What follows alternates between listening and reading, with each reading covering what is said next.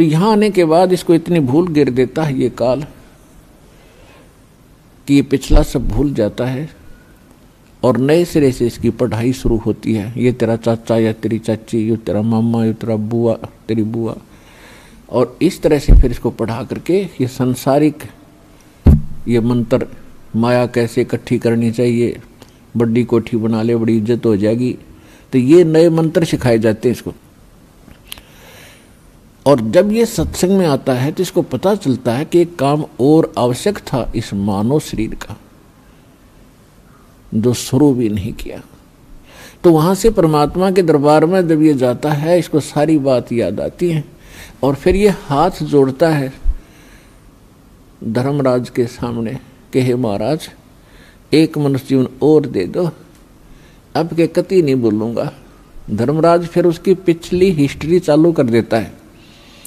असंख्य जन्म हो गए, हमने मानव शरीर प्राप्त किया, इनमें बकवादों में खोया, और वहां जाके फिर इनमें रोया। तो वो उसकी थोड़ी सी क्लिप दिखा देता है कि ले, तू तो झूठा बहुत है, और पहले भी ऐसे प्रॉमिस तूने किए थे, एक पूरा नहीं किया।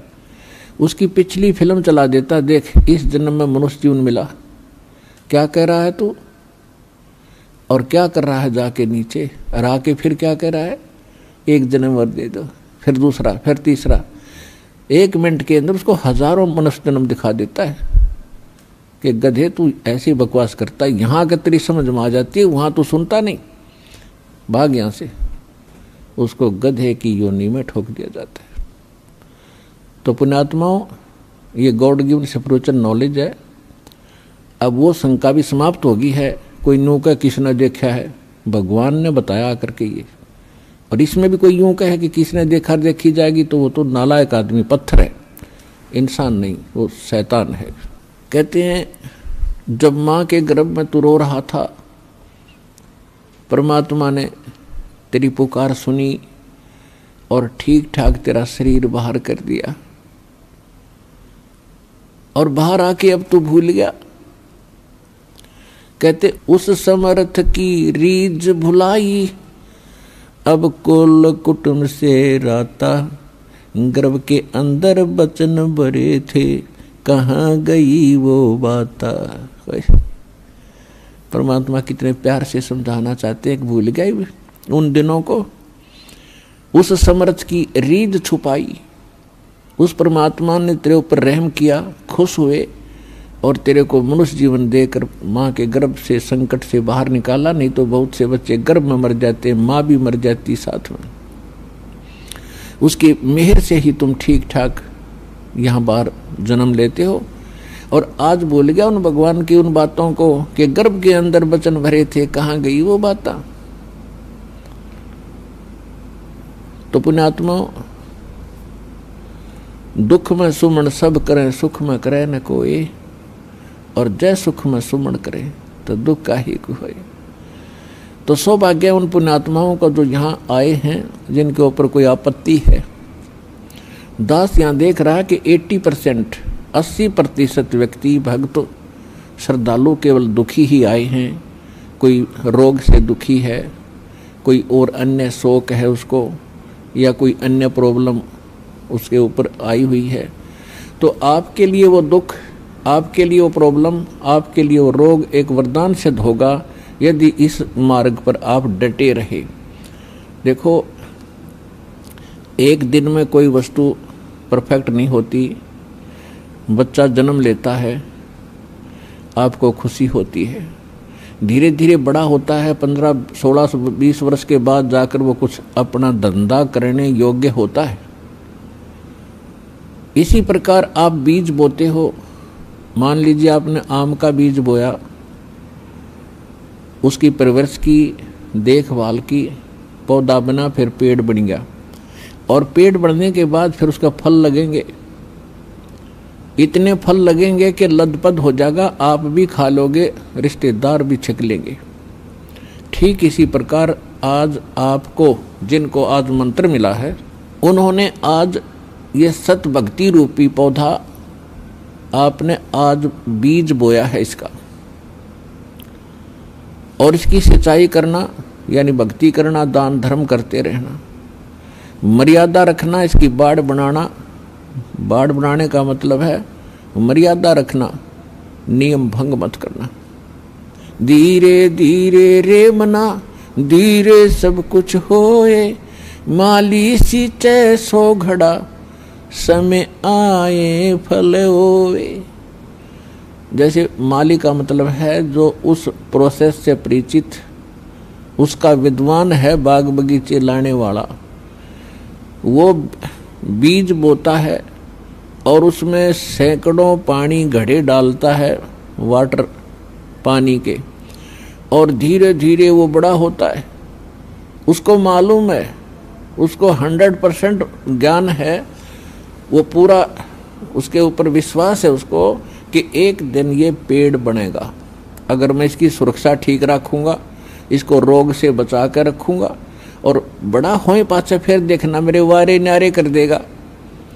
तो ठीक इसी प्रकार ये राम नाम का आज ये सच्चा बीज बोया है। आज तक तो आपको आम का नाम लेकर बबूल का बीज बुआ रखा था, और उस बबूल यानी किक्कर की डंडी की आप खूब सेवा भी कर रहे थे। तो बबूल कहता बबूला लगेंगे, आम नहीं लग सकते। भक्ति भी करते थे, ऋषि महर्षि भक्ति खूब करी, जीवन गाल दिए, राज भी त्याग कर भगवान के लिए जंगल में जा बैठे। लेकिन वो आम का पेड़ ना होने से, आम का बीज ना बोने से बबूल का बीज बो लिया, उनमें सिद्धियां आ गई। आन उपासना करते रहे, पूर्ण परमात्मा की भक्ति ना करके काल भगवान ब्रह्म या ब्रह्मा विष्णु महेश तक की भक्ति करके उन्होंने बबूल का बीज बो के बबूल ही प्राप्त किया। उदाहरण के लिए हिरण्यकशिपु ने ब्रह्मा जी की साधना करके बबूल का पेड़ बोया, और क्या मिला उसको? सिद्धियां आ गई। ये समझ बैठा कि मैं भगवान बन गया, और कैसा जीवन नाश हुआ उस व्यक्ति का।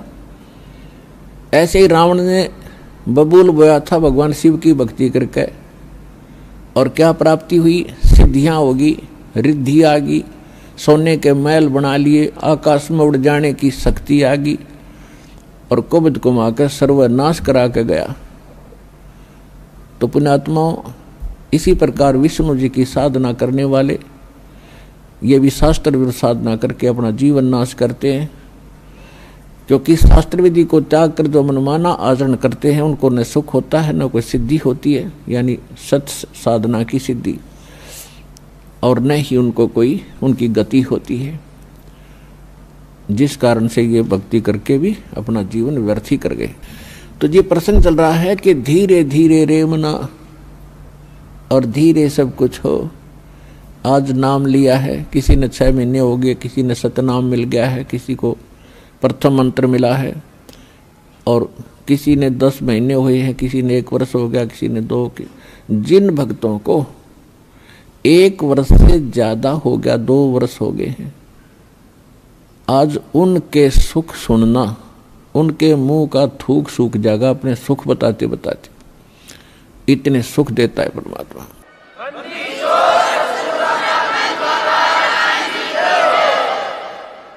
और कुछ अनजान कहते हैं जी मैं 4 बार आ लिया, गणिया कोई लाभ सा विशेष नहीं हुआ।